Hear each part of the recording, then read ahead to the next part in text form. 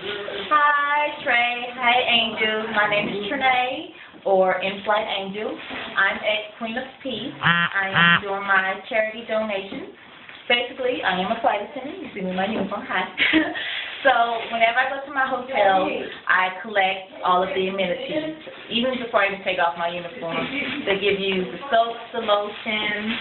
This one is from the Westin. I have one from Ghana. I have all the clothes on the floor. And they have all nice types of stuff. You have like the half shoes and water bottles. And so basically, I used to use half of the bottles. And I wouldn't use it all up.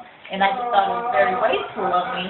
So I decided I should donate it to some place that would be more appreciating of it. And so, here at Queen of Peace, and this is Miss Lena. Hi, how are you doing?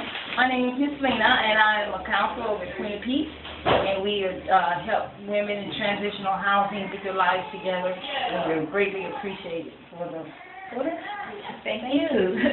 Angels of Heart. Bye. Good.